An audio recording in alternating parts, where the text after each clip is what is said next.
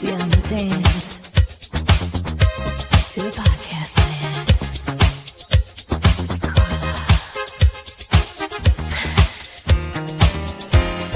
Beyond the beat.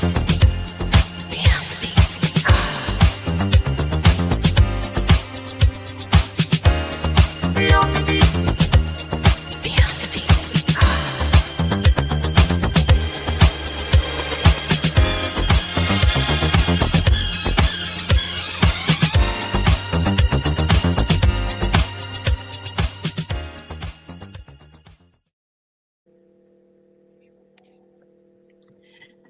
Hi, everyone, and welcome to Beyond the BeatZ. I am Carla, and I'm so happy that you are here tonight.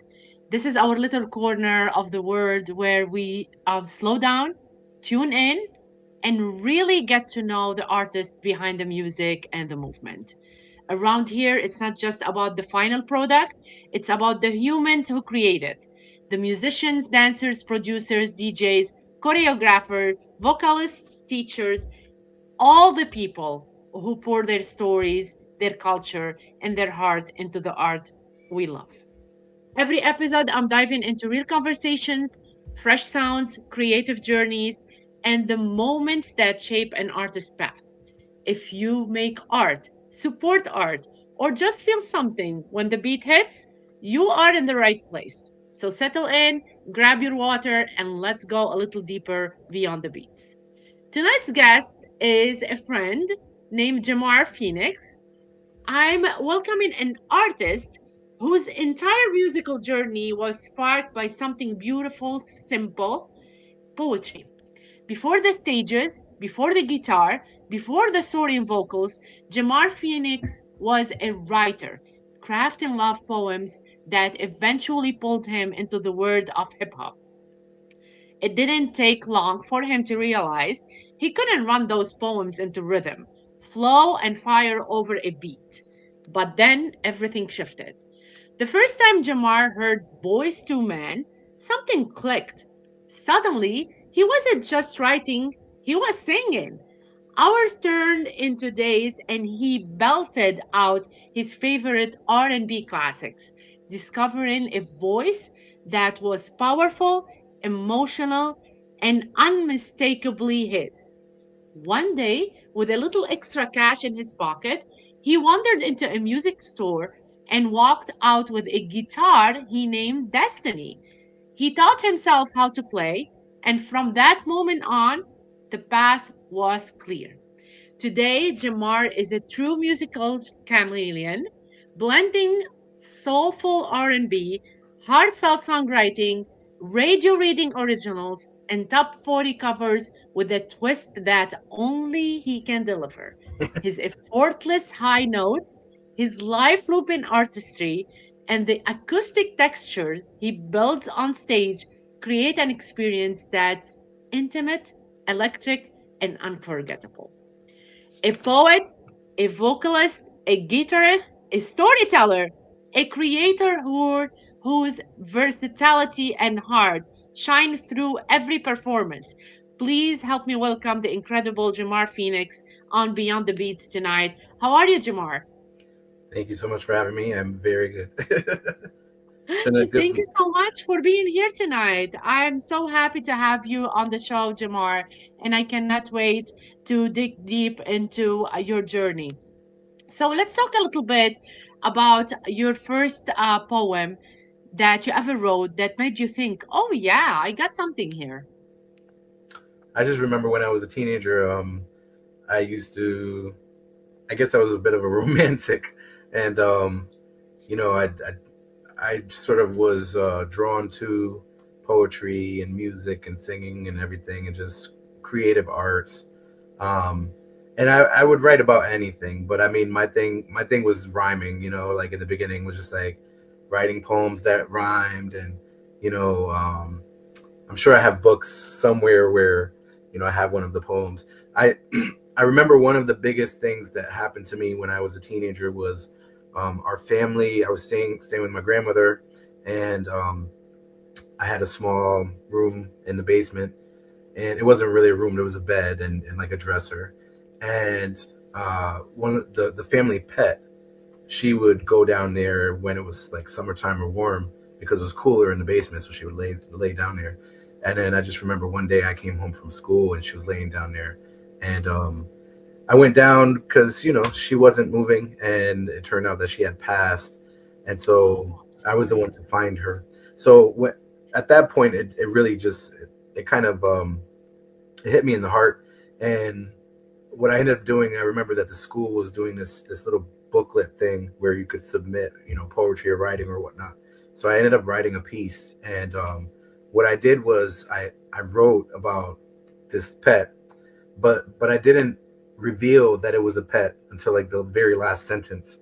So anyone who was reading it might have thought that I was writing about a person, or just like it probably it wasn't until the end that there was a reveal that, oh, this was actually about the pet. And now you could go back and look at the words and sort of have that epiphany moment. Oh yeah, whoa, that makes sense. Why he said this and that and whatnot. Oh, that's about a pet. And so that's where I was in middle school. I was writing love poems, short little things, making little rhymes and stuff. Because I thought maybe that would be my way to, you know, they say kick it to the ladies. Yes. That's so cool, Jamar. I love this story. Did poetry feel like a secret superpower to you before music entered the picture? I've always had this little neck, and it's hard to explain. There's like a light buzz inside of your head that when you start writing and you start getting into a flow, and there's just like, imagine if sometimes you can hear maybe an electric device in your house where there's a little hum. Refrigerators. Yes. If you ever stop to listen at nighttime when nothing else is on, the refrigerator is going. There's this little hum, and so that was kind of happening inside my head. It's almost like you start to get into this zone, and sometimes what that does is it you know words just come out and thoughts and whatnot, and it happens really fast. And so back then it was very simple. It was very simple. It was just like little four lines or 8 lines, and you know, the roses are red, violets are blue poem that Yes. everybody knows, and maybe something like that. It clicked in my brain and said, "Oh, I could do that." And so really, what happened, to carry it forward to how my journey kept moving forward. This kid that I knew named Tim, um, he was a rapper, and he was legit, like a really good rapper. And one day he just approached me, and I kid you not, he probably said something to the effect of, "Hey man, you write poems for the ladies, you could rap too," like. And that's what started it all, because for me, even till this day, um, this is how I explain music to people and songs and songwriting. In the beginning, you're always going to notice the music. You're going to hear that, the Yeah. melodies, the rhythms. And after a while, it isn't until listening to songs over and over and over and over again that sometimes you stop and you go, wait a minute, what did he just say? Because the words kick in. Now you're beyond you say beyond the beats. Now you're beyond the music. You're beyond the beats. And now the background stuff, which is, um, what is the purpose of the song? What is the writer saying? What does the song mean? What does the song mean to the writer versus what does the song mean to the person listening? Because those could be two different things as well. So, but even to this day, I use all of my experience with writing, especially poetry, to craft my songs. Um, there are techniques that I use, from poetry, like alliteration, or off. I like to use a lot of off rhyme schemes sometimes, because me personally, I know music is commercial, but I've Yes. always believed firmly that it could be both. It could be both artistic and commercial, and if you do a really good job at it, people won't even know that it's artistic because they're going to hear the commercial viability first, right? And I then agree. later on, when you get beyond the beats of the song, and the words start to sing in, and you're going to hear the story, and it needs to have that. There should be the story behind it. So what happened was, my homeboy, you know knew that I could write poetry, knew I was creative, brought me under his wing, and we used to just hang out. One summer we just hung out all summer long on a porch. We didn't have money, so we would just play songs that existed, and just rap over them. So that was another different skill that I learned back then, because Wow. you have to almost like your brain is hearing the song and the words of the song that's playing, but you're also separating it and rapping on top of that and ignoring that at the same time. But yeah, I that's how it love started. that, That's how I got to Jemar. hip hop. I love it. So I can connect. Like I can relate to what you're saying because I write poems in my own language. So I can relate to the humming voice, to the voices that you hear. Sometimes you wake up in the middle of the night and you have your notebook next to you, start writing so you'll not forget stuff. So I Mhm. can relate to all of this, and I love that you're sharing that story. So tell me, when you look back to your early love poems, do you still laugh or cringe or feel proud about them? Mostly, I say mostly laugh. Yeah, I did save some books from when I was growing up. I even have. I used to like to like draw a sketch, so I have some of those as well. nice. Um, and I remember when I was in school, I was running for something. I can't remember what it was, and at one point I was visiting my mom years ago, and she's like, "Oh, I still have some of these drawings that she showed me," and it was Oh, funny because it's like I remember doing it, but I also don't remember that. yes. Like Yeah. wow. Um, Somewhere I have like a box, an archives of older things. At one point, I drew a comic, like a comic book with this little character who was a rabbit, and I had the squares and everything, and it's interesting to look at because it's like, oh, okay, Um, Listen, what I would say is this: I like looking back at some of that stuff. I remember one time, a long time ago, in high school, I wrote some rhymes, and the cool thing is that it was like the evolution of that craft of writing poetry in general. I was just Yeah. being creative with it, and I'm working on an album. It's technically pretty much done, and one of the first songs I actually produced it myself. And we could talk a little bit about that if we have some time. But um, Of course.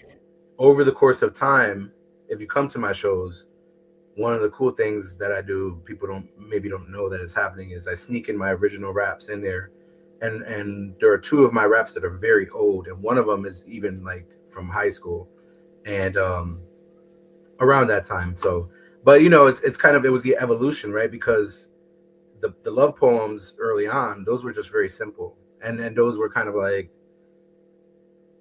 I think the motivation changed. Like that was all about trying to, Yes.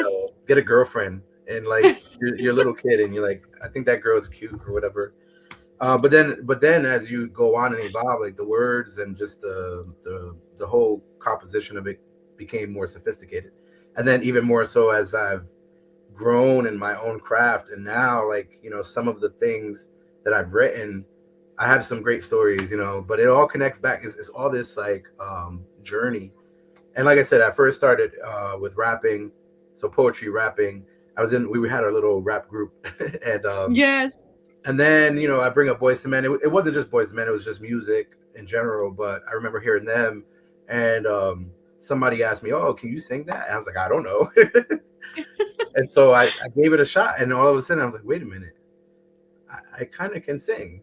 I always knew growing up that I did. Like when I would go to religious services and such with my grandmother, and you would sing hymns or you would sing along collectively, and hearing myself, and then hearing some of the other people that were there who could not sing, no disrespect to them, but I could hear that I could.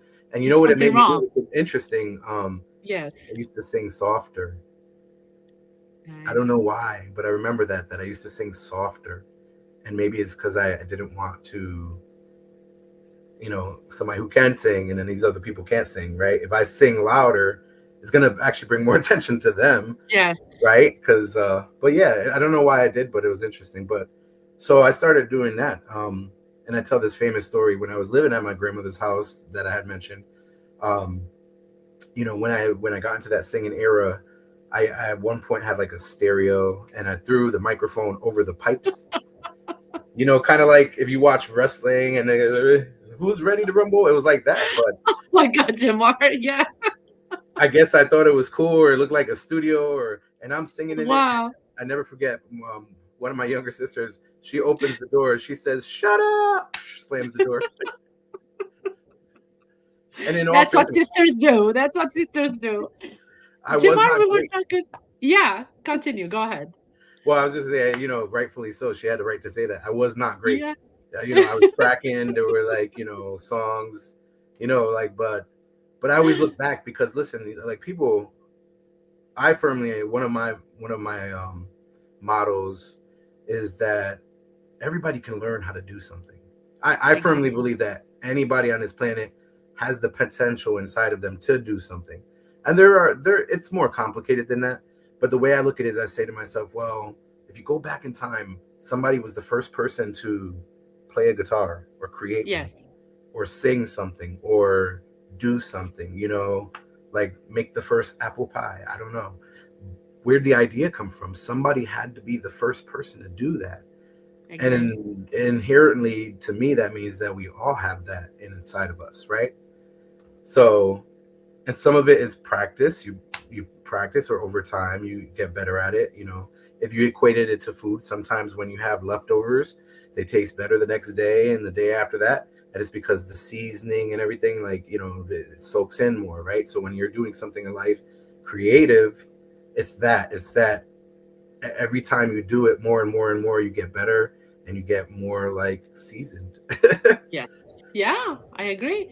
So we were talking about the poems, and you were trying to get, you know, girls at that point. And now that you have a wife, did you write a poem for her so you can get her?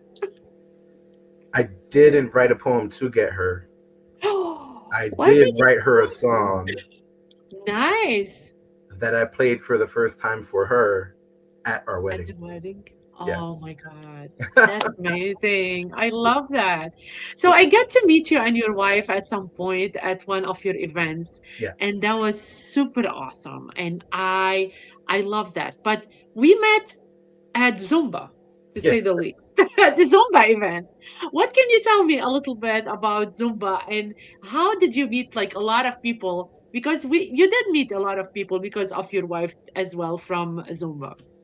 Well, you're probably thinking of my friend April, who used to work at the Y. Yes, So, and she was, so what happened was, they were doing the Live Strong cycling event, Zumba time. to raise money and such. So I participated in a few of those. I did at least two of them, maybe three.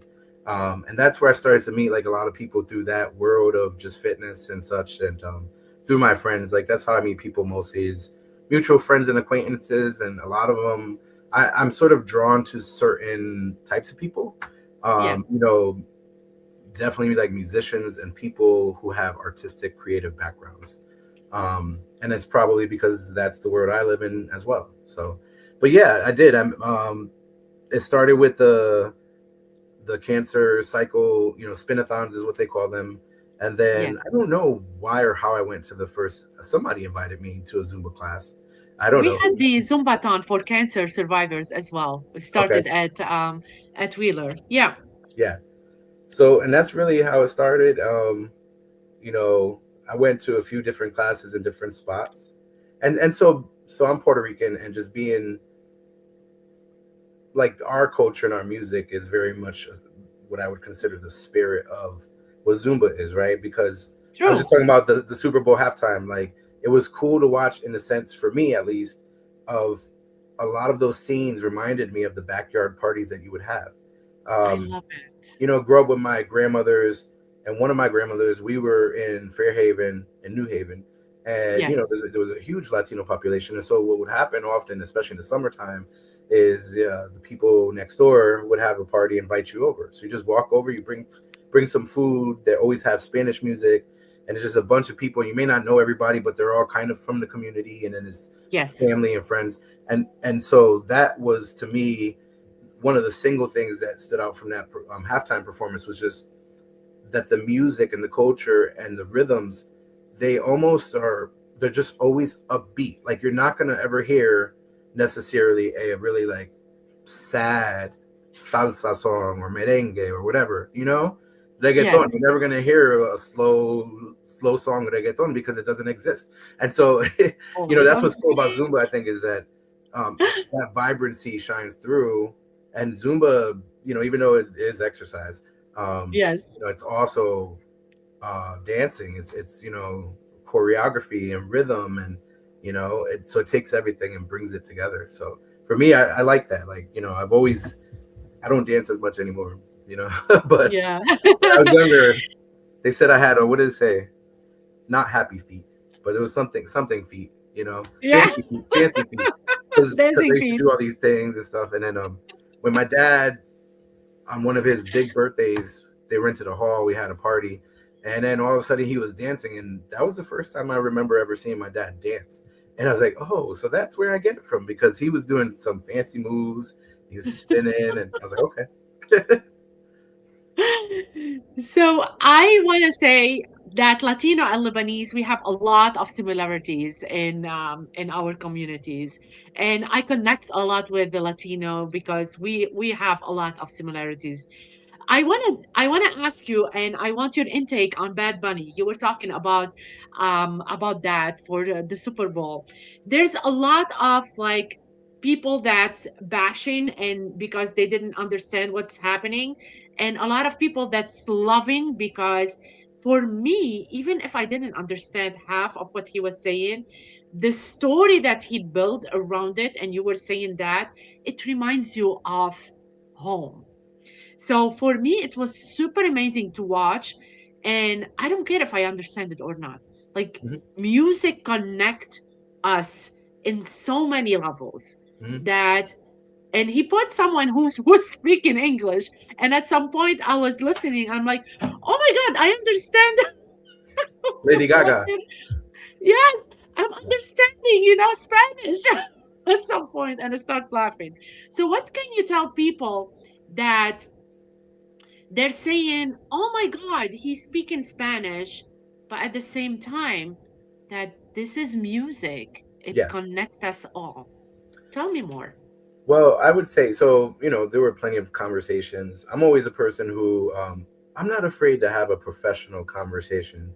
And what I mean by that is I learned at a young age this concept of agreeing to disagree. And what that means is that we can all have our own opinions, and that's okay. And our opinions may not actually meet together. They may be True. different, and that's okay. And then something just in the past 10 years that's just been evident is um, two people can have different opinions that are equally valid at the same time, and together those opinions actually can bring you closer to the true whole, right? what i Yes. what i had said to people who were saying similar things like, oh, I wish there were captions, or I didn't understand what he said, or blah blah blah blah, and I'm fluent in Spanish. I speak it, but it's not my first language. And still sometimes in the moment, especially with music, especially with like reggaeton, and where they're going so fast, sometimes when you hear that, it doesn't necessarily register right away anyways, I right? agree. It's when you hear it more and more and more that you start to pick out the words and such. um and so when it came to the performance, to me it was what stood out and felt important was the sound, the rhythms were so amazing. And then the visuals are Yes. beautiful. Like the fact that the wedding thing happened, I was pointing out to people, That was true story. it was a real wedding, yeah. Happened. And at first you were wondering, like I was wondering, I was like, oh my God, is this real, or is it just like, they're putting on a story, right? And it could have been either. But the one thing that was true is, no matter what, it was beautiful. The way it happened, because if I recall the section right before that, Bad Bunny's walking through the bushes and the people are playing the Yes. strings. I'm Yes. getting chills talking about this. Me too. I have goosebumps. I'm not Latino myself, but I love it because Yeah. he celebrated something that it represent him as a person, as a Latino person. Mhm. And the flags coming from all around, he didn't walk with one flag. No. He represented everybody. And And it that reminded, makes the story, yes, people that say makes the America, story right? go. And it was a subtle explanation that America is not just the United States. Not we don't just America is speak South America, English. Central America, North America, and it was beautiful that he ended. He Yes. said he said so many of the country names, and then he said, United States in Spanish, and then he said Canada, which is Canada, and so Yes. ultimately, hopefully what people took away from that final moment was inclusivity, right? I agree, I 100% think I agree. think we've gotten so far away from understanding that we're all human. We all deserve to have an equal shot at just living, you know? And the raw reality is that in this world, it's not like that. And a lot of people are It's not struggling, anymore. you know? It's not anymore. Yeah. I mean, look at me. I'm from Lebanon, and I'm like, I can see a lot of people talking on the news about a lot of stuff that they don't know about. You don't know history. You didn't walk the walk. You didn't see what I saw. Yeah. So just like respectfully, do not fight about something that doesn't concern you per se. You know what I mean? I Yeah. like that people have their own opinion. I respect that opinion, but at the same time, we should respect someone else's opinion that have a different opinion than ours. And I do believe Bad Bunny did a great job Yeah. bringing every single flag, and he did awesome. So let's go from Bad Bunny to you. If poetry had a flavor, what would it taste like? Oh.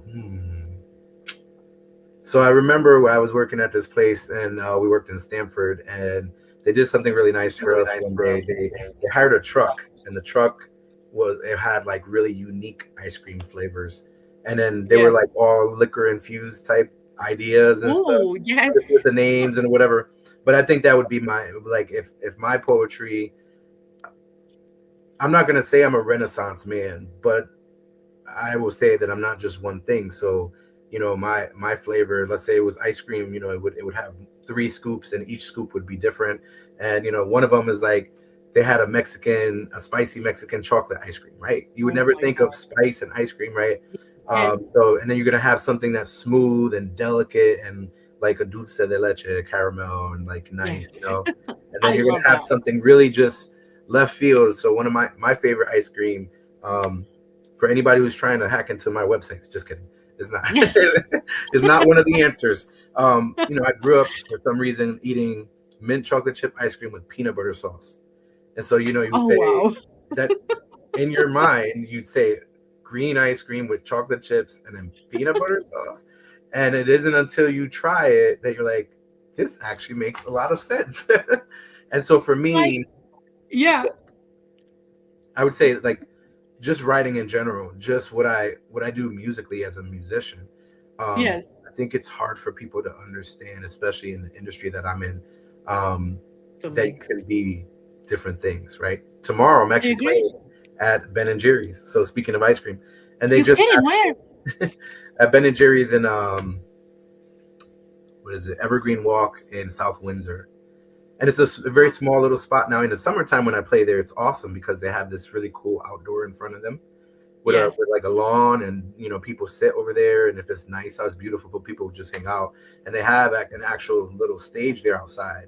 So you know I'm there, I'm entertaining anybody who's walking by, coming and going, whatever. This What would be a little time? bit different because it's inside and it's very small. So they actually asked me, "Can you play maybe just acoustically, like just you singing with your guitar, no equipment, Yes. no speakers?" Um, and so I equate that to your question because I play to the space, I play to the audience. You know, if you have older people there, you're going to hear more oldie songs. If you have younger people Yes. there, I'm going to sneak in more of the more recent songs. You know, you might hear Sabrina Carpenter, you know, like I so, love that. yeah, Shawn Mendes or whoever, you know, because you Playing that's how for the you. crowd. Same thing with Yeah. my writing. As an example, you know, I have the song that I wrote for my wife. It's a love song. It's a ballad. But then I have music where, you know, I'm rapping, doing hip hop, I'm Yes. singing, right? And so that's why it's not just one flavor. It's actually just like a bunch of different options as well when it comes to it. I used to one of the things I used to do a long time ago is I don't know why I started doing this, but sometimes I would put on classical music, and then you could write a poem to that. And again, going back to the buzz in your head or like just this mode that you get into. And as you're writing, what that can tend to do is just keep you in that realm. And then all of a sudden you get this flow, right? And a story and how you're crafting it and the length of the sentences. And more importantly, in your head, you're hearing a rhythm of how these words and these sentences and this story is starting to read, and it's the same thing with music, with like writing lyrics. A lot of it is about that, structure, and how you formulate your lines and all that. I start with rhythm is where I start for everything. So, but yeah, convoluted I love answer. that. What time tomorrow you're having your event Sit at the five Ben and 5:30 Jerry's? to 8:30 tomorrow. Yeah. 5:30 till 8:30. So people will know. We will talk about it at the end of the episode as well. Okay. So tell me what made you walk into that music store that day to have a guitar and name it Destiny? I really don't know. And then doesn't destiny make sense with that? I really don't know. Like, so when I was a teenager, I was a part of this really cool. It was like a youth program, repertory company. We did a lot of cool things, and we got to meet celebrities and all that. And they had an actual studio, like legit big studio. One side with the glass is where you would stand if you were singing, and the other side was this massive, like everything, the mixers and the equipment and all of that. And they also had instruments in there. And so my story with guitar kind of began there because we were all fooling around. And I remember I used to play. There were some songs. There was a Godzilla movie, and it was I forget how it goes. I can't remember it, but I used to play. Oh, it's like dun dun dun dun dun dun dun dun dun, very simple. But I didn't know how to play guitar, so I would just use my thumb and just put my whole thumb on the strings like that, and Yeah. move up and down like that. And then that's kind of where I started to like mess around with it. And along the way, other people had guitars, and I would try to mess around with it. And then I just, yeah, I had to Because work you with taught it. yourself, right? You taught yourself how to play. Yeah, That's self, awesome, though. yeah, I guess. But so I see the guitar is behind you, Yeah. and I would love to hear something from you, Jamar. Are you going to be able to play something for us? I know that your thumb is not No, I could okay, do it. but I would love to hear something from you.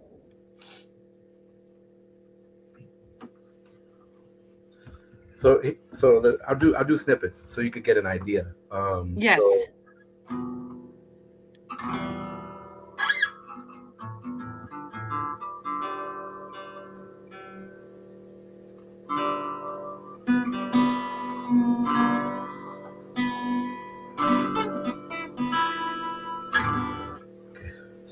So this is a song that I wrote for the wedding, and I'll just play a small snippet of it, but it goes.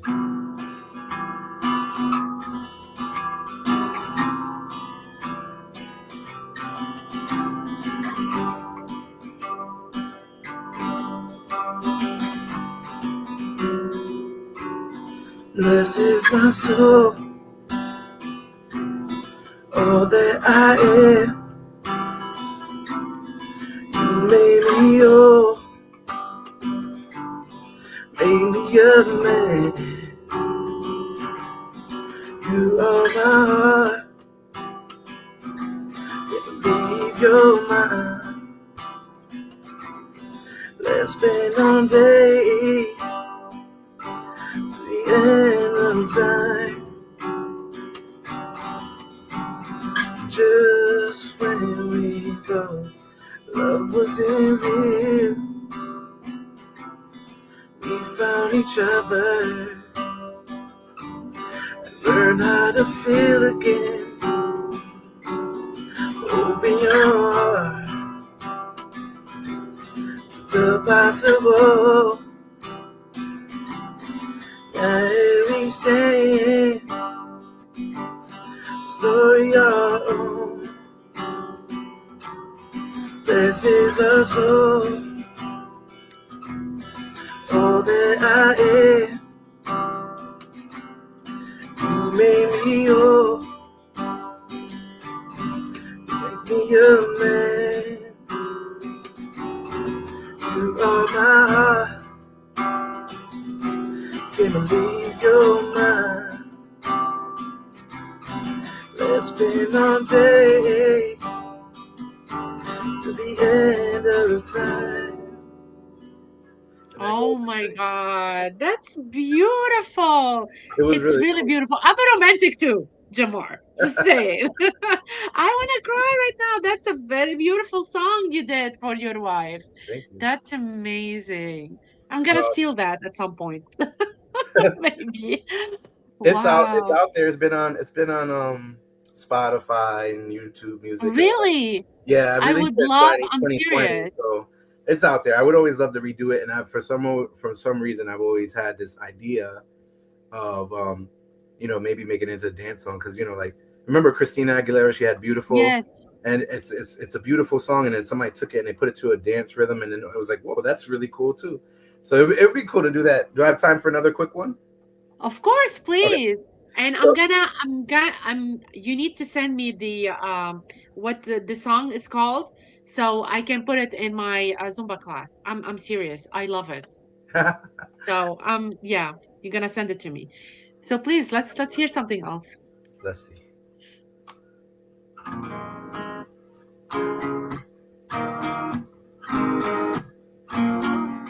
So this is a song called "On Some Other Ish," and this is gonna be on my album. So um, it's cool though because you'll see. So, That's your new album? yeah, That's I'm the working on song? my new album, so this would be on my album. The Um, first there, time you hear it on Beyond the Beats. Let's yes, go. yes. Um, so I produced 6 songs. I worked with a producer on another 6 songs. There's 14 total. I'm thinking at this point that I'm not gonna really like the album won't have 14 songs. It's probably gonna have 11 or 12, and then I'll do some singles. Just because there's some songs that I think probably would be better just to be singles, and one of them Yes. is a really really important song called "Wake Up for Tomorrow," and that one is just like massive song. Like we got a choir. We had so many. I hired so many musicians to play on it. I played the guitar, like on 3 or 4 different guitars. It's just like this really. I brought in a friend of mine, and she sang some parts on it, and just like blew us away.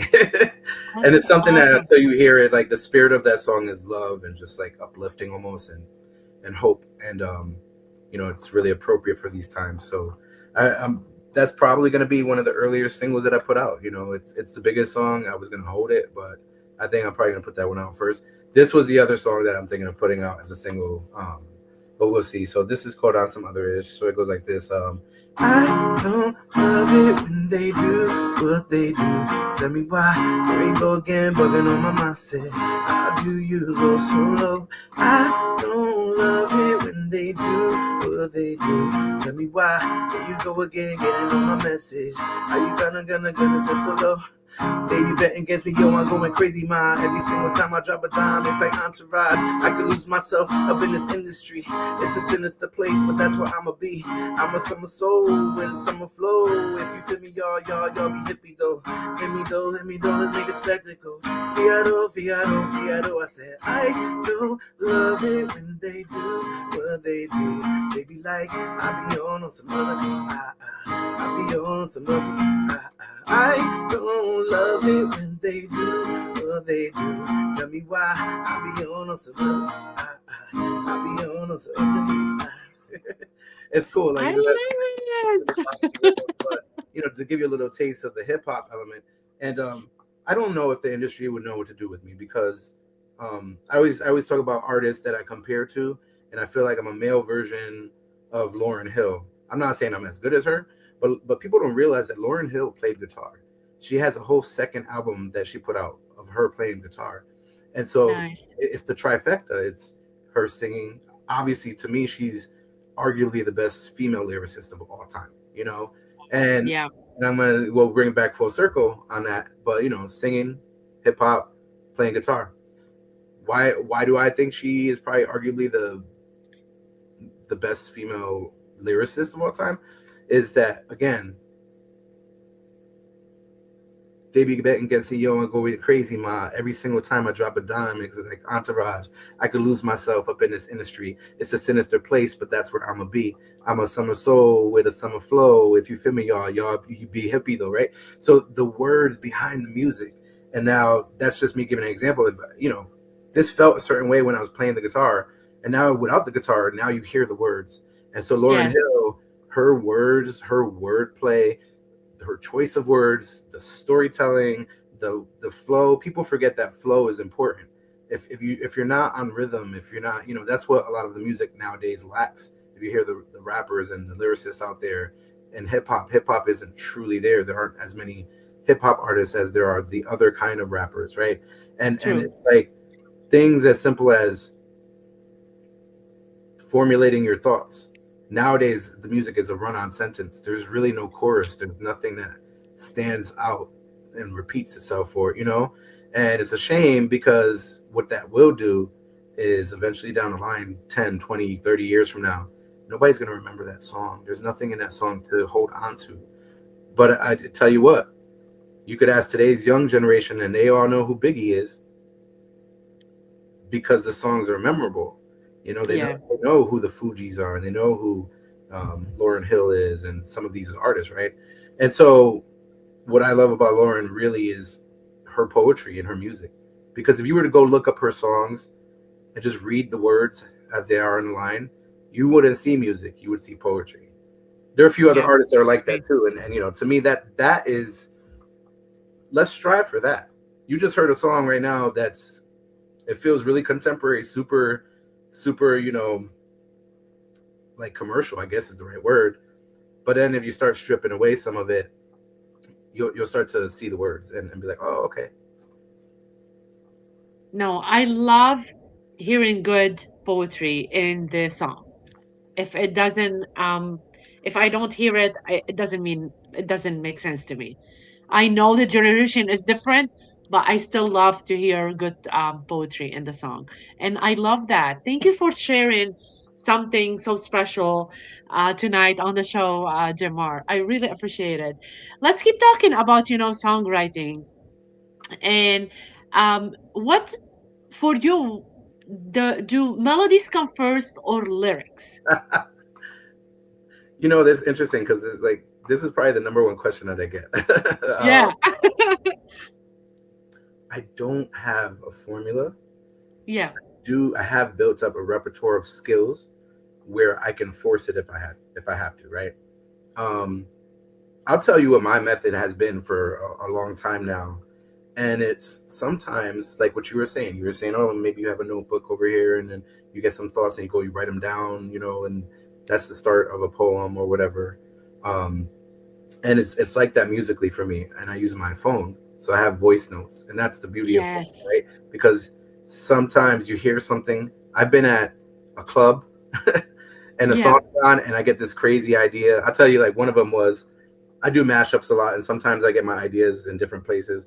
And I apparently found a text that I sent to myself, and I know I was at a bar or something, and all it said was mash up Biggie's Juicy with with Total Eclipse of My Heart. And I was like, when I read it later, I was like, what were you thinking? That makes no sense. Like, could it be done? Probably, but no, that's how it happens. And sometimes I remember back in the day, a lot of times I was just like walking down the street, and yeah, I also can beatbox and stuff. So sometimes I was just like beatboxing, and then again it starts rhythmically for me, and then that beatbox turned into melodies in my head, and I just like hear something. I have a very weird ability to sort of like just hear things, And, yeah, yeah. So and then it depends because sometimes, a lot of times, what happens lately is that I'm rehearsing for shows or working on new songs to learn them, cover songs,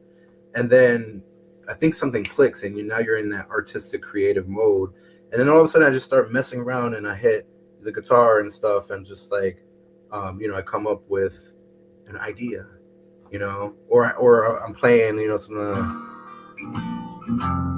and then you start hearing something. Like I'll let you hear this really fast. This is nothing. I don't have anything for it yet, but I kind of have ideas that just are organic, and then so I use like.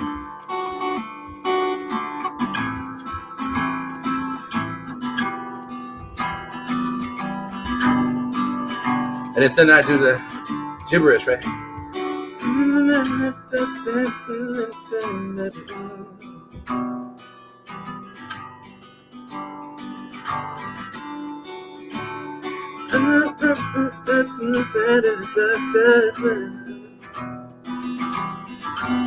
And so like, so this is actually an idea that I've been letting marinate and I'm working on for a few months.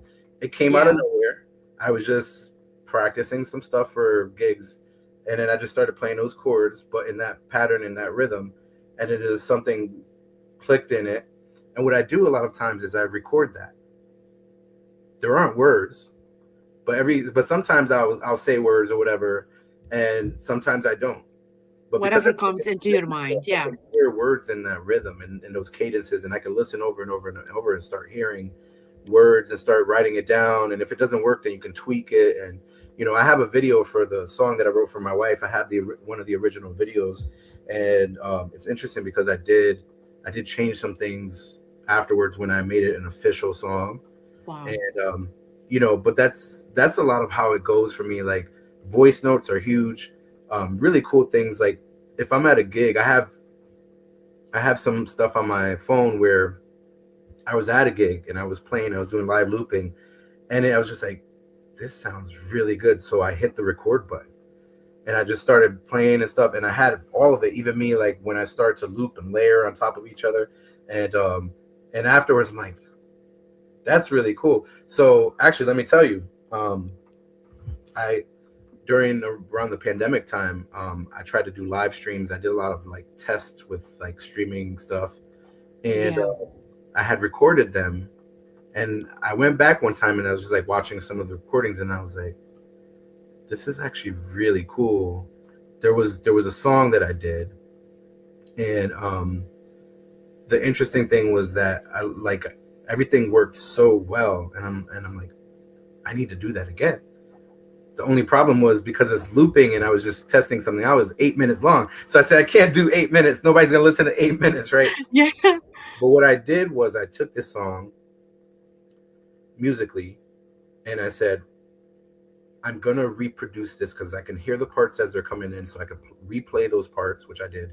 But instead of having one part come in and then it cycles through twice before I add something else, because what you're doing at the time is you're kind of you're creating in the moment. Live looping is live. It's the brilliance of it, right? I Yes. don't say know what I'm gonna do or how I'm gonna play something or with the sound. Like as I'm building it, you start to build organically until now all of a sudden it's amazing. It sounds like a band behind you and all of that. You have the rhythm and you have the embellishments. And so what I did was I took this loop that I did that was 8 minutes long. I redid it, so I played all the parts again, but I would have maybe 2 or 3 elements coming in at the same time instead of just one and then one and then one and then one. And so that Yeah. shortened it down. And then going back to my poetry days and all of that and my raps in like school, I took one of the raps and called Joey Bosco. And yeah, so it's like Joey Bosco, 157 soirees, live in the world of foul play, vacancies and fiascos, not a renegade like Lorenzo Lamas, one Penelope's, mommy mummies, the sexy mamas. And so like I took that thing and I added that rap to it, and this is gonna be the intro song to my album now. I love it. I love that. That's such an amazing thing to do, Jamar. I can't wait for the new album to come out. Tell me, what's the longest you've ever spent on a single line? What do you mean? Like writing it? Yes, because sometimes we know that writer's blockage is a real thing. Yeah.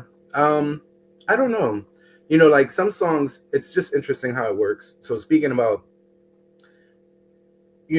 like sometimes you just have a bombardment of creative juices and you're just like coming up with stuff or whatever. Yeah, Some songs take a long time. I have songs that I have written that I haven't like they're not recorded yet or whatever, or some songs that I started and I still haven't finished them yet. There's a lot of that. Then I have like other songs. There's a really cool song that will be on my album. Excuse me. I'm gonna just play a sample.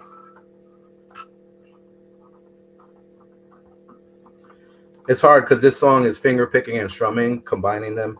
So I could only yes. do strummer.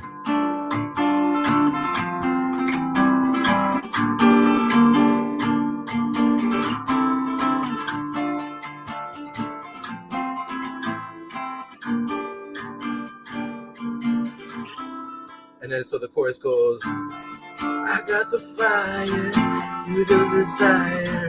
What are we waiting for, baby? Come on, let's go. We can make nothing, turn it to something. Not getting younger, baby. Come on, let's go. And so this is one of my favorite songs I've ever written.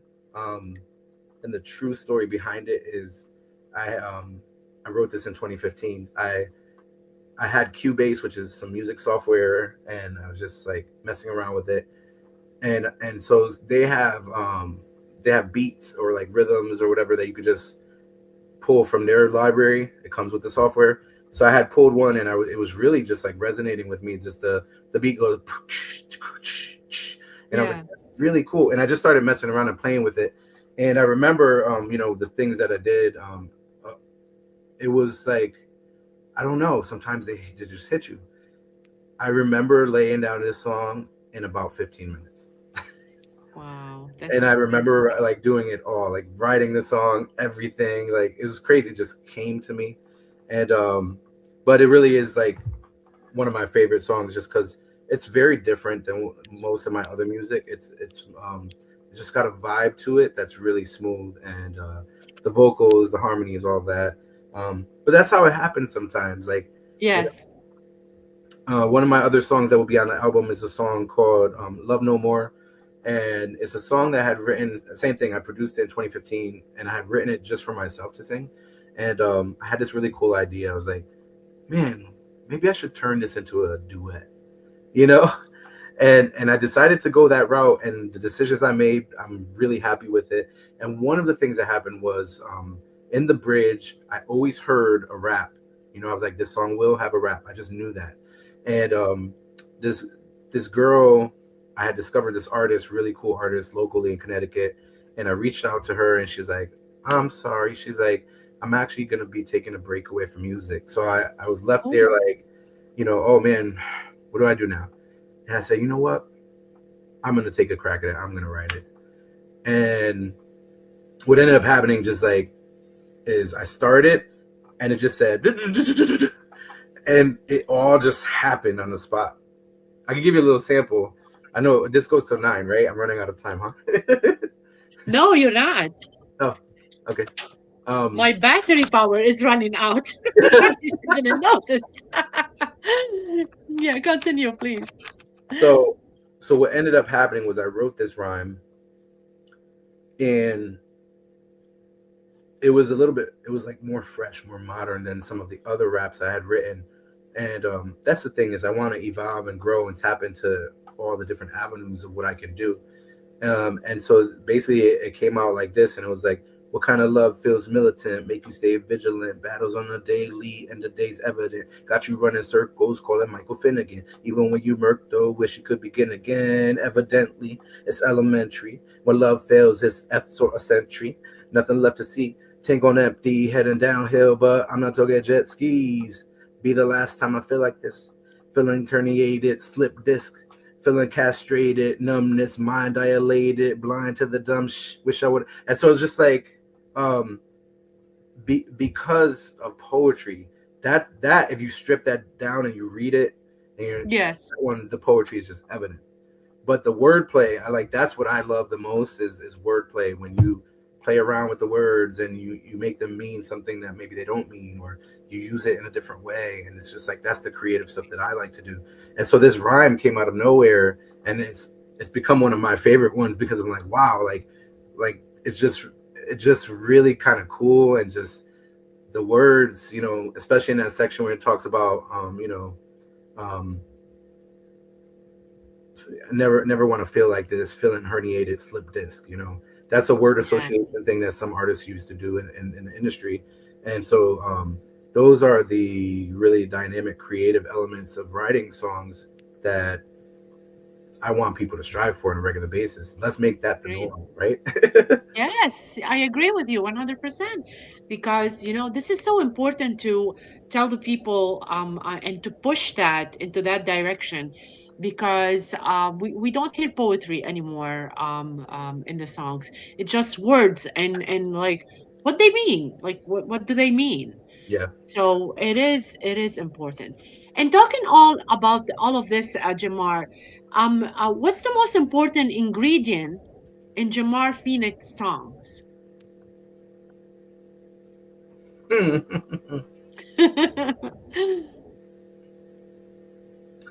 I don't know if substance could be an ingredient, but yeah, Yeah. like writing used to be. So they tell you like the good story writers, there's always the beginning, the climax, the end. And I Yes. look at songs like that a little bit as well too, right? Yeah. Musically, how does this song begin? Um, how where does the climax of your song happen? How does this song end? You know, and it could be different. Sometimes the songs just stop, you know, and Yeah. sometimes they fade out, you know, and same thing. Sometimes the song just comes in, and sometimes like I have my song Better Way, and I'll give you a little sample of how it kind of happens. Um, Yes. I can't really play the part with my thumb, but it's just like,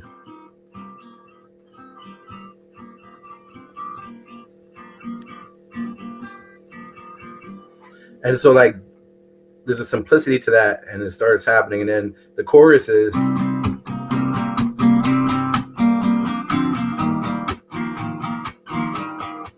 So you know that for me, substance in every way. What do the words mean? What's the story here? It doesn't have to be like a story every time. You know, I have True. songs that aren't necessarily about anything that important. But Yeah. also, how do you get there? What's the journey of that music? So the substance of it, right? Um, you know, with Better Way, it's cool because it has an arc to it musically. It's one of my more complex songs, but also one of the first songs I had ever written. It's one of the oldest songs that I have, but it's one of the first songs I had written where it all kind of came together for the first time. So the singing, the rapping, and the guitar playing, and Yes. so it starts out like that. I go, you know, it goes, just another 9 to 5. Oh yeah, the inspiration, something to help me feel alive. Mm-mm. You know, and then you know it goes on, and the chorus. When the chorus is in, now your guitar is harder. There's gotta be a better way. And then it changes, and all of a sudden it goes, a simple world, complicated scenes, young one, street bound, making ends meet, selling hallucinations on the corner block. I put in a stock at Super Stop and Shop, slaving away from Let's minimum pay, go. self-being, trying to make a living. Work so much so hard, they've forgotten the reason. That's the way it is when you're stuck in a cycle, routine to eat, sleep, and work as your mind in the stranglehold. You know, and so that's the real storytelling. Oh, They were just yeah. talking about the struggles in life. And then after that happens, then the song just changes and it goes. And so it's a very complex song in that respect, but substance, right? Yes. Like, you know, and to me, when it comes to, I've always, this is my approach. When it comes to songwriting and music and making songs and lyrics, what my job is, if I want to be a good artist, is to think about everything. True. To think about the words, to think about where I'm taking my breaths so that the words don't sound too jumbled, to making sure that when I'm recording this or performing it, that my enunciation is there so people could understand what I'm saying. Um, Agree. you know, that the music, the rhythms are there, I'm playing the right chords, you know, I'm singing it the right way.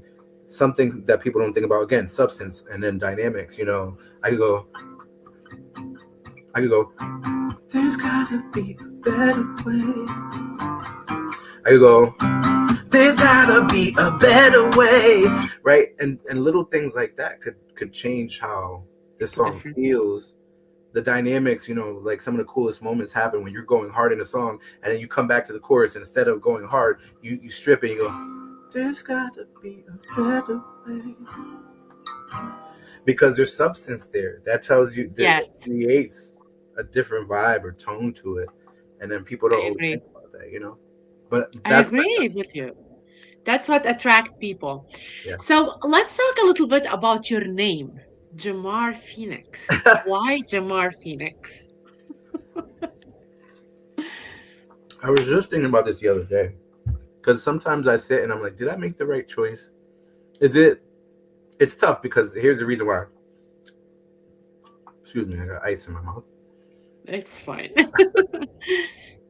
The simplest answer to this question is we live in a modern world where everything is based on search engine optimization. And all of my friends were like, you should just go by the artist name Jamar. And I thought that could be cool. You know, it's a unique Yeah. name. I'm Puerto Rican. That's not a Puerto Rican name. And the simple reason of me having to have something else was if you search for Jamar and that's it, unless I was super famous, you're never going to find me. No. I could tell people, what is your name online? Blah, blah. Oh, it's Jamar. And they could search for Jamar and they're never going to find me. So simply for that reason, I knew I had to have something else. My middle name is very similar to the word that I chose. And for a while on Facebook, I was, my first name, middle name. And they kept confusing it. They thought that was my artist name. And I was like, no, that's my name. That's my middle name. Yes. And I said, well, I don't really want my artist name to be my real name entirely.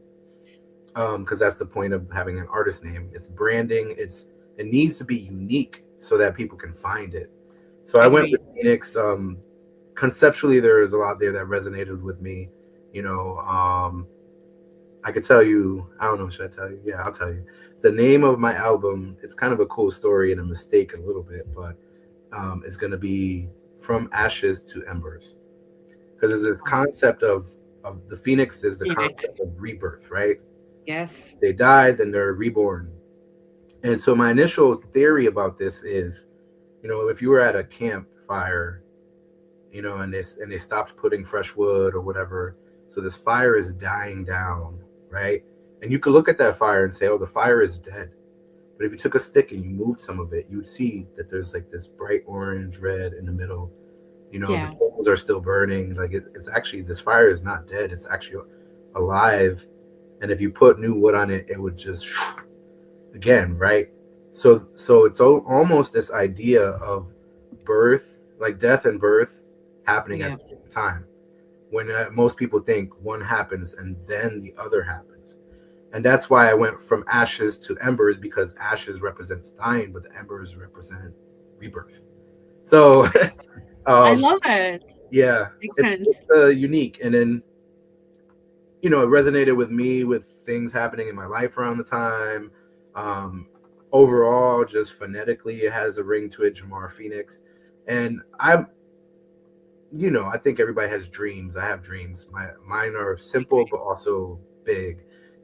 I would love to play in a huge stadium in front of 10,000 people. I know that my talent is there.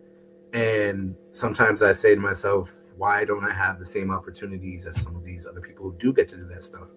And maybe it could still happen. I don't know. But for me, just a part of why I chose Jemar Phoenix was phonetically it had the same vibe as like my middle name. And so, but it was different enough where I felt like you put those two together, going back to it, now people can find you. Oh, if maybe one day you hit it big and become famous, it's a unique name that should stand out, right? It's an artist name. And I am a musician. I am a songwriter, a lyricist, but I always look at myself as an artist, not just a local artist. I look at myself as an artist. I don't, you can't sit here and just be like, I just want to be known in my small community. No. That's never been my goal. That's where I am now. And not even truly, but that's the goal, is like if course happens with these songs or whatever, maybe I could do and you deserve that. You deserve that. Did you ever think about selling your songs to bigger artists out there, Jemar? I would consider it. I definitely would. I don't know if I would sell everything, just because I think there are some things that near and dear to my heart. Yes. But maybe I would, like if it's the right situation. And people don't realize too that like I don't think that these are the only good songs I could write, because I know I have other ideas and I have some other really cool things that I don't think that I'm limited to just one thing or one Yeah, song. Um, but a lot of famous artists have started from writing songs, and people don't true. necessarily like know that. Like Neo, if you know Neo, he wrote a ton of songs for a ton of artists before he started doing it and becoming famous himself. One of the most amazing stories, obviously, is this whole K-pop Demon Hunters, and Golden and just all Yes. that. And so watching the stories about EJ and her journey, it's very interesting because people wouldn't know that she was writing songs for other artists before this happened for her, and that she was in the K-pop world. And they kind of told her, "You're not good enough, or you're not what we're looking for," is what they told her in a way. They Um, have a one hit song. Like, it's crazy. right? She came full circle, and what happened was this: she sort of got rejected by her K-pop, the company that had her under contract. She went a different direction and started producing. Then, as she was doing production, she got into songwriting. So now she's doing the whole thing. She's producing, she's doing the writing. And then, usually, what happens too is that when you want to pitch this to other people, you record it yourself too. Like you actually do the Yes. recording as if you were going to release it yourself. But that's what they call the demo. You do that and you send it off to somebody. Here's the demo. Let your artist hear it, so that now, if that artist decides, or anybody, artists out there want to pick up this song, they would re-record it and do it themselves, singing, right? And so what's cool about that is that they actually came back and said, we think you sound amazing on this, and we would like you to actually sing this. So she could have sold it, and it could have gone that route, and instead they went a different route. They actually had her be the singer. I think for the movie itself, they might. I don't know if they used her for the movie version, but that's why she's out there. Why her and the other two girls are out there performing it, because that was it, right? So music's music. Like if it would give me the opportunity to be a little bit more in that industry and make real money from it, because that's another Yes. component. Like um, the industry is not what it was maybe 20 years ago. I read about it all the time, and even famous artists, like world famous artists, are not making enough money to really you know make it worthwhile, I guess. I don't know. And it's tough I because agree. I think the only way to truly make real good money at this point for an artist is to play live shows, but at stadiums where you have thousands of That's people some people. coming, Yeah, right? agree. So, but the Agree. recordings not Even necessarily. then, even then, it's still like the bigger names. They're taking the money from the real artist as well. It's becoming crazy with the money thing as we speak. Um, Jamar, what's the biggest misconception people have about you?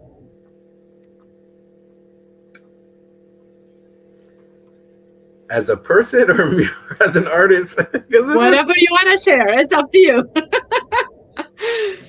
I always say this way. I think the biggest misconception is the singular view, because I always talk about myself as I'm not just one thing, right?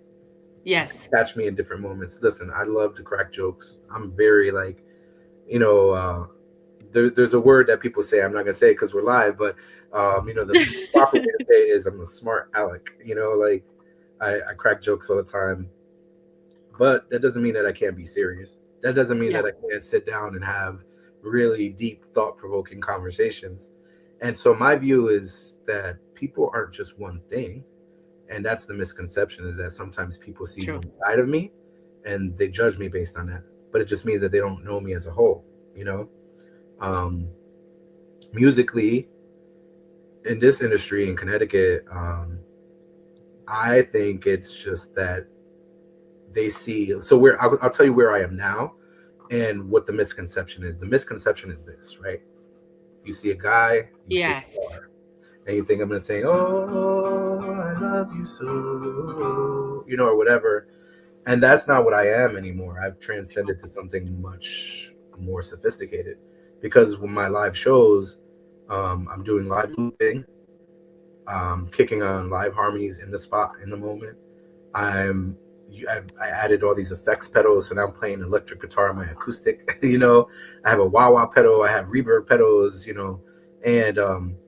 and so a lot of people, it goes over their head, or they don't even understand what's going on, or they just don't care to. And then it's really cool when you get those moments, or here or there you have people like, I was playing at Aquila's Nest in Newtown, Sandy Hook area, and it was Valentine's Day. It was great. It went so great. I was on fire most of the time, like just playing the right songs at the right time, the right delivery. And then towards the end, when I was finishing, and I was starting to pack up, a couple came up to me and they said, well, that was amazing. Like we were watching it, like everything, all the layering, all the looping stuff, like what you're doing, like this is, you know, they were really Yeah. like impressed.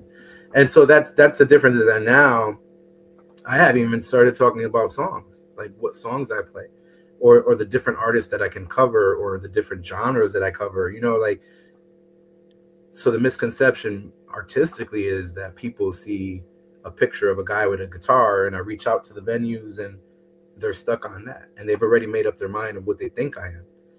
I've sent videos to people and it's clear that they didn't watch them because they're talking to No. me. It's like, well, based on what you're saying, in my head, I know that you didn't bother to watch that, because you wouldn't be saying that if you saw, you know. And it's Yeah. unfortunate.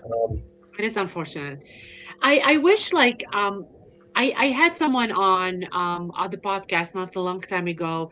His name is Adam Rivers. So he is um um on Kiss 95.7, if you know it. And I wish that they do a segment for local artists. You know Yeah, what I mean? Like maybe I can get you to talk to him at some point, and maybe you can give him a song. Let's make it happen. And maybe he can put a local artist, like he can make a segment of a local artist in yeah, Connecticut, because 95.7 is in Connecticut, yeah. and it helps local artists like you to be out there. Let's try and do that. You never know what's gonna happen next. It would be I cool. would love, yeah, I would love to connect you with Adam Rivers, and maybe you never know, and this connection can make a difference. Um, Talking about having fun and enjoying your time, Jamar. What's your on stage alter ego name? Jamar Phoenix. Yes, let's go. I love that. I know that we're all over an hour, but I want to like talk like I want to ask some a couple questions Sure. before we end up this episode, Jamar. What's what's the funniest studio moment that you had, and what you want to share with us tonight? Could you repeat the question? I'm sorry. The What's funniest, your funniest studio moment? like a moment that happened, Yeah, in your studio. like recording and The such. funniest, like something really funny that happened with you. Well, I wouldn't say it's necessarily like funny. Oh, well, there's something. I can't be too specific about it, Yeah. but so we were recording. I want to say we were recording a song that I have called "The Way That You Are," and that will be. I think that's not going to be on the album. I think I'm going to keep that separate, make it a single. So Yeah. we did everything, and I was playing the guitars or whatnot, and I think then I was singing the vocals. Something happened. I think I can't remember if it was that song or another song. And we're listening to the song. We're listening back to the song. And the engineer goes, he stops. He goes, "Do you hear that?" And I was like, "What?" And then he plays it back again. He's like, "Right there." And I was like, "I don't hear anything." And so he played it again, and we're listening. And then all of a sudden we're like, "Oh yeah, there's a noise." It goes, "Ding." You kidding me in the song in the In the recording. And so we spend like maybe 15 minutes trying to figure out what is that. It wasn't anything that we did. We didn't, because the cool thing was when you're recording the music and stuff, the ins and outs of everything that you did, right? quiet, yes. Ultimately, what I figured out was that when I was doing something, maybe a vocal or a guitar part or whatever, and we were recording, I forgot to turn off the ringer sound, the ringer on my phone. Oh, and I received, somebody messaged me, and that was that sound. It was the notification sound of a Oh message. my God, But what Jemar. was freaky about it was the reason why we were freaked out about it was we were listening to it, and at like when it happened, like the song had just ended. The song said, and it ended, and then there was like a 1 second pause, and then it was ding, and it was just like perfectly placed, and you couldn't do it better if you wanted to. And we were like, what just happened? That was Did cool. you keep it? Huh? Did you keep it in the song or you deleted it? We replaced it. I But would I would keep it. I would keep. we kept something there. We had to source a different sound because we just wanted to be very careful with that, because Yeah. people may not think about it, but somebody owns that notification sound. Even though it's on Yeah. everybody's phone and it's free, somebody They're might gonna own look at their phone. it. Yeah. So we had to source a different like sound that was similar, but we did keep the idea. Um, Yeah. the other cool thing is we were doing a song, um, and we needed a shaker, and I usually have one in my guitar case. I didn't have one that day. And we were in Yeah. a home studio, and there was nothing there, no shaker. So the engineer goes out to his car and he grabs a pill bottle, and here I am going with a pill bottle, just like aspirin. Oh my God.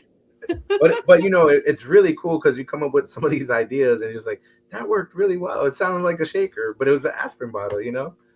So I agree with you. That those moments are just amazing. Tell me, Jamar, what's the biggest lesson music has taught you about life? ooh, man, there's more than one. Yeah. Phew. If I had to narrow it down, I would just say perseverance, Yeah. in different ways. Let's take booking gigs for example. It's a constant grind and regurgitation, because you would think that places where you play music, you do a good job for them, they like you, the crowd likes you, these guys are going to call me back, definitely, right? And it doesn't happen like that. And sometimes you never get a call back. There's a place I played at in 2022, and I'm still trying to get back in, and I did a great job for them, and it's just like I have not been able to get back in. um and then I also think one of the most difficult things about being a live musician is, well, they talk about theater, and they talk about the difference between being an actor who does theater productions versus being an actor who does television or movies.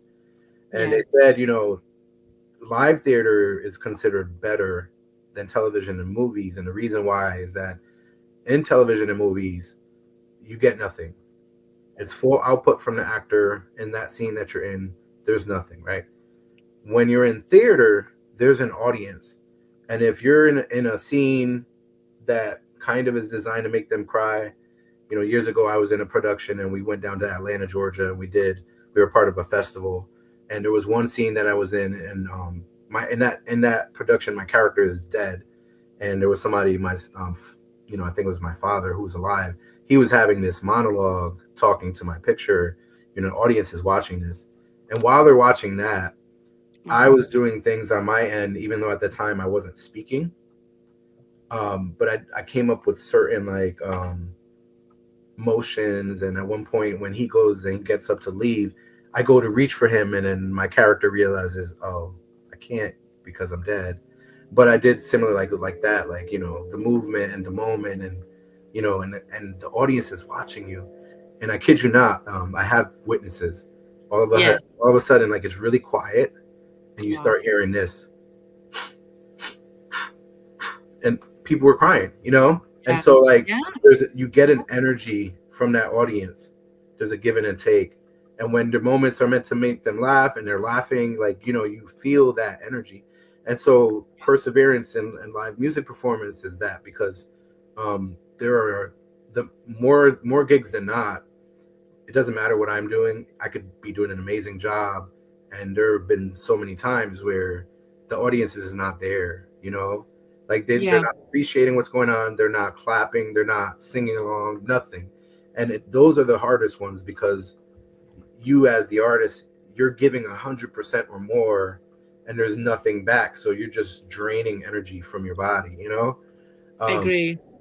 I try to explain to people, because here's what you'll get when you come to one of my shows. You're gonna get my consistency.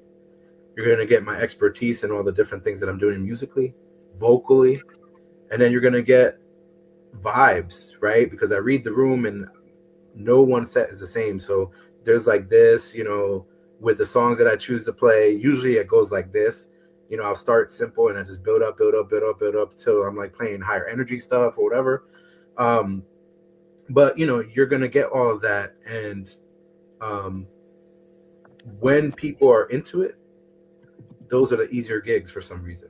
It doesn't feel like we're playing 3-hour gigs. It doesn't feel like that, and you're getting energy back, and especially when people start dancing or having a good time, that gives us energy, and in return we give even more energy. There's a give and take and a beauty to that, and that's the hardest part, is when it's not there, which is a lot more of the gigs, it's not there. So what you have to do as an artist is you kind of have to manufacture it yourself. You have to Right. self motivate, and I always talk about, it's almost like summoning the energy from inside yourself to bring it out. But it takes a lot more to do that than if people are really into it. Um, I and then love the that. last thing I'll say is that, because of what I do, this is not the same for everybody. No. But because I play guitar and I'm doing all these things, and usually at my gigs, I'm singing most of the time. When I'm with my bandmate, we split some duties and stuff, so that helps out a ton. But when it's over, I'm not just physically tired. I'm not just mentally tired. I'm not just even emotionally tired.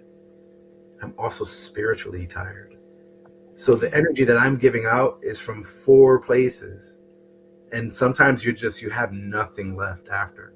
And people don't realize that. They might think, oh, that's not hard work or whatever. But if I'm doing my job right as an artist, then I'm connecting with the music and the songs and the audience and all that. And I'm giving to you, my physical is playing the guitar and like moving my head and all that and being into it.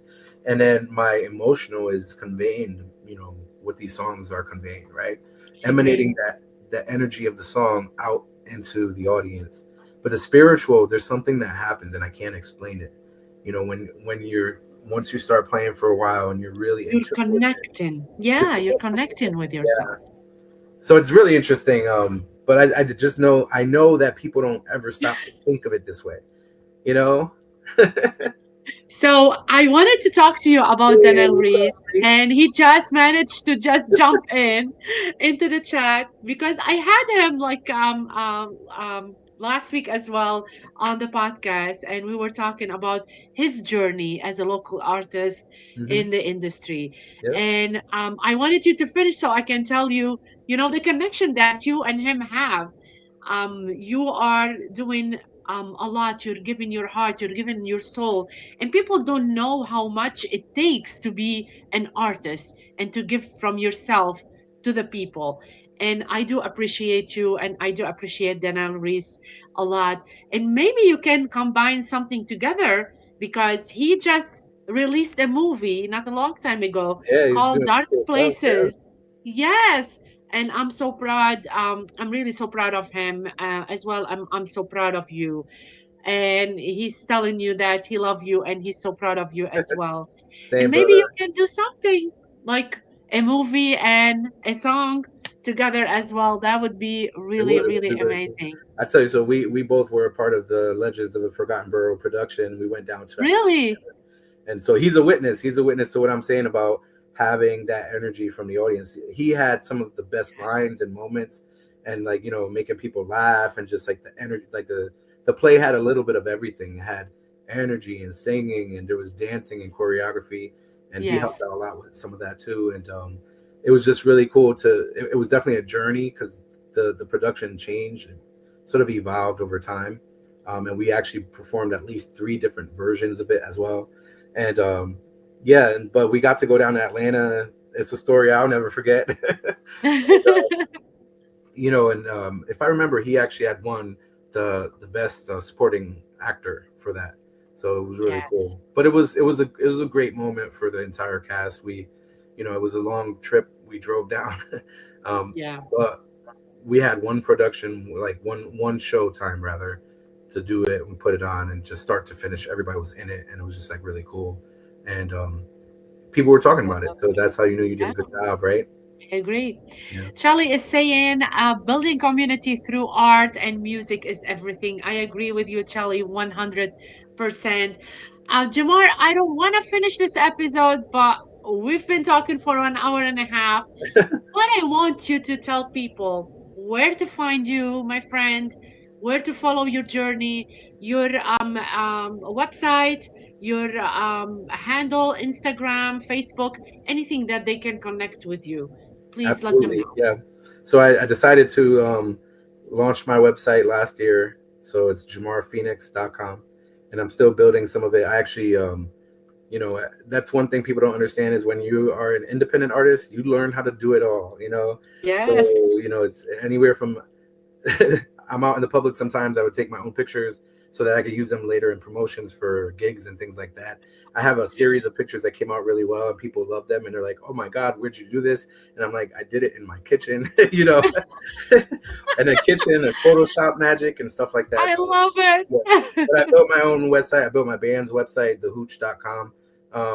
And yeah, you can find me on Instagram as Jemar Phoenix. Facebook is Jemar Phoenix Music. And the most important part is my album is almost done. It's been a really a long time coming because I've been working on it for a while, but it should be really cool. I'm proud of the work that I did. I'm proud of the music, and we'll see what it does. Most I'm proud of important, you it's too. official. And we heard the first album music on Beyond the BeatZ tonight as well, Jamar. Yep. I'm so happy that you shared that. And I cannot wait to see what's next for you in this industry because you deserve the best Thank you. as well. Do you want to share a little more if you want to remind, because you were saying that you're playing tomorrow.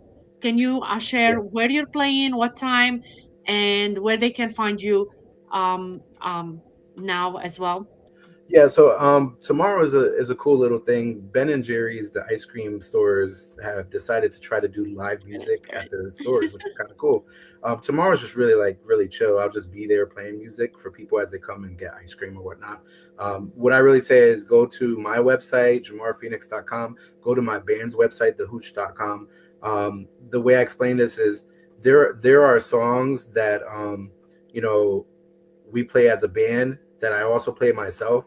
But sometimes when I play it myself, it's a completely different rendition. I'll give you a little example.